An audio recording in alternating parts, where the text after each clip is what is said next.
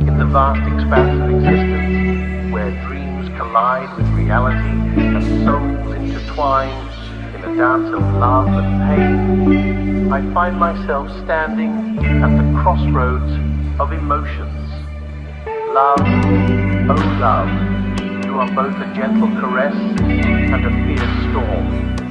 You come as a whisper in the night, promising warmth and solace, only to engulf in a tempest of longing and desire. You paint the skies with hues of passion, as your colours play with coloured shadows.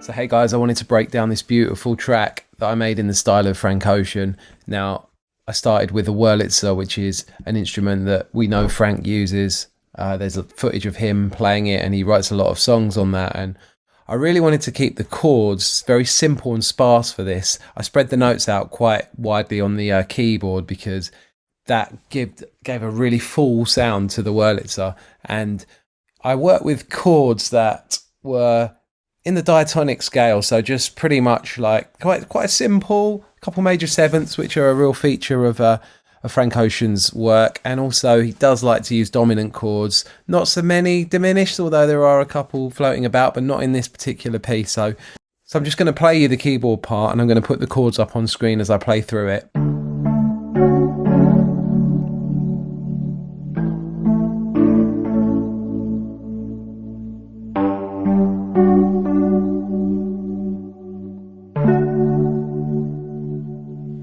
So that pattern repeat, and then I change at bar 17.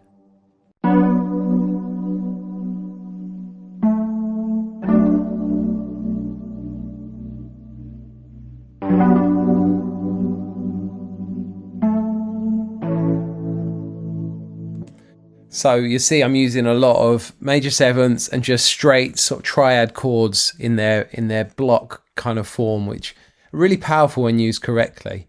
So doesn't always have to be really jazzy chords. Now, I love the sound of this Wurlitzer. I have actually got a Wurlitzer, but I didn't use it for this particular track. I used the Wurlitzer in Omnisphere, and there was a particular patch I really like called a chorus wash. And you're going to hear loads of chorus effects and phasing and things like that in Frank's music. It gives you that nostalgic feeling. We've got some effects. Obviously, there's the chorus on the sound itself. So I didn't add any further chorusing to that, but I did add some RC20, which, you know me, I'm going to be adding that. Some EQ, just rolling off some bottom there, and then some lossy. Just wanted to make it even more kind of lo-fi feeling. The next sound that I put in was the guitar, which just kind of complemented the keys. And I just, actually D is a good key to play guitar in. And if I solo the guitar,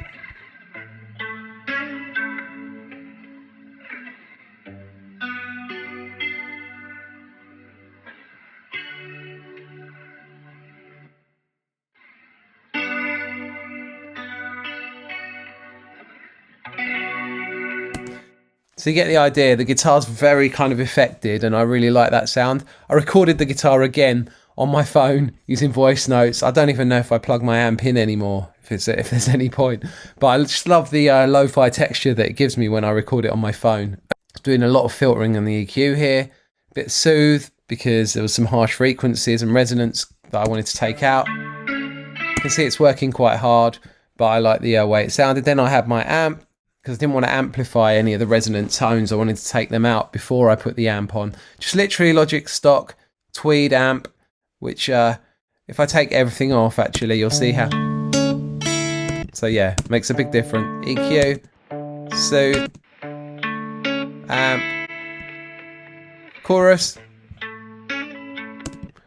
And it wasn't a perfect part, and I didn't really correct it much because I quite liked that it was almost fumbling some of the notes, but it worked in the context of this particular track. So I put the Leslie speaker on, which is what was used on an organ, an old B3 organ, as a kind of an amplifying thing, and it just added a really nice rotation-y texture to the sound. Then some reverb, and then ended it up with some limiter, which I'm really like limiting it really hard actually, but again added some grit and distortion and just made it sound even dirtier. For this, didn't want a clean sound, I wanted it to be really, really dirty. And the next sound that I brought in was this string, which again, spoken about this before, but I used a pedal tone, which is just a single note. In this instance, I used the tonic of the key, which is the D note. And again, when I bring in the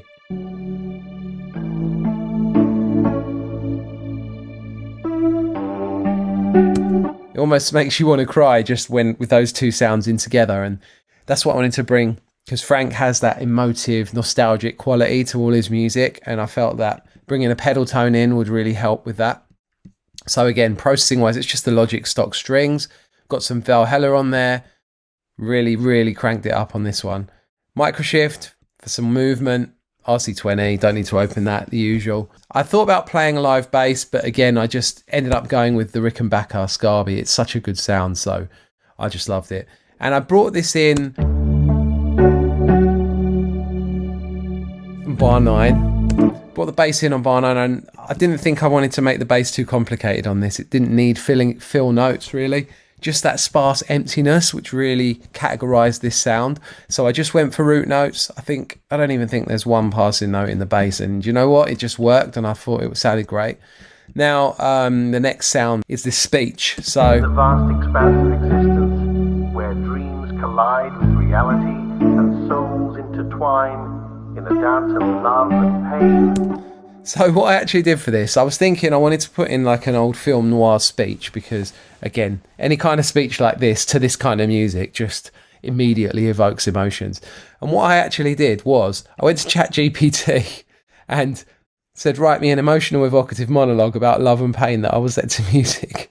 And I must confess, I really love these few paragraphs here, and I thought I'm just going to clip them. I went to 11 Labs and I just pretty much synthesized it. And I chose this voice because I thought it sounded very English and posh.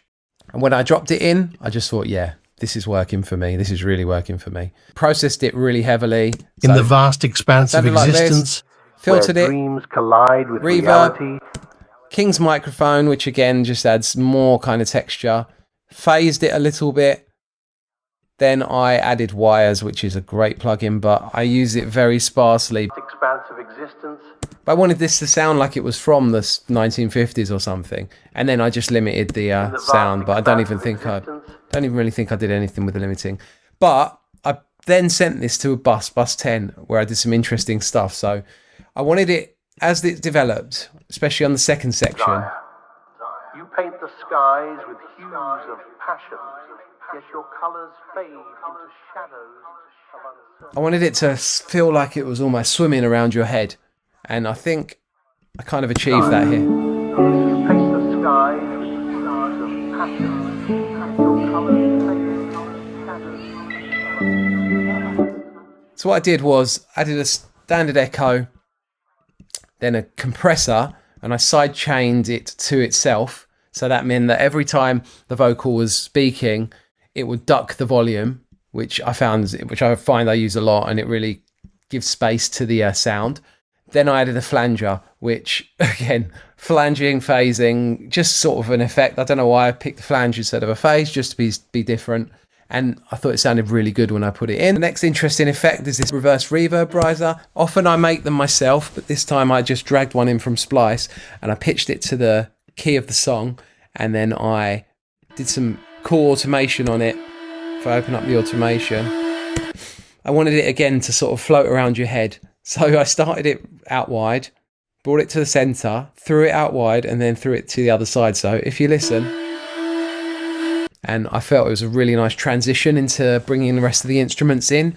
So the next sound, the whole way through the sample, I just had to put this texture. It's basically a subway sound, and again, in a lot of Frank's tracks, you're going to hear vinyl crackle or some kind of ambient noise in the background. Again, it adds to the emotion. Anything that really milks the emotion for me, it was all about that for this particular track. So let's look at the B section quickly. So I brought in another one of, I know that Malay uses this instrument on a lot of Frank's productions, the Vox Continental from Arturia, and it's basically an old school organ and it sounds great. And this was really at the build section of the track where at the crossroads of emotions, love, oh love, you are both a gentle caress and a fierce storm. I just loved the way that came in and brought a new sound to the table, a new feeling and emotion, really ramped it up for me. So processing wise, we've got RC20, microshift, don't need to go through them. The rotor again, which is just the Leslie I showed you before, spreading it a little bit wider with the S1, and then the EQ to filter out some of the other frequencies from there, the lows and the highs. Then there's a bit of percussion in this section as well, very simple. So literally just a clap and a rim, and the rim I put a tape delay on, so I gave it some, just sounds like that. Almost sounds like knocking on a door together.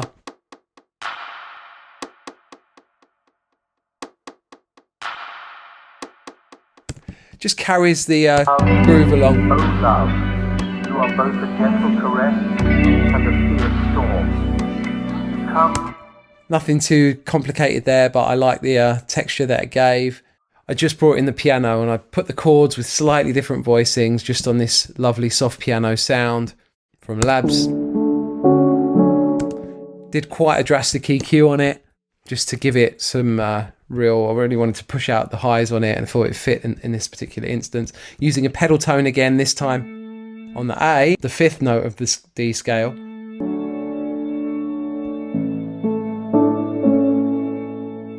Again, it's all just to bring out more emotion, like little things that just really add to the ambience and the feel of the piece. And just the guitar was just embellishing here. A couple of lead licks that I thought worked well. Pentatonic riffs, double stops. Nothing too complicated.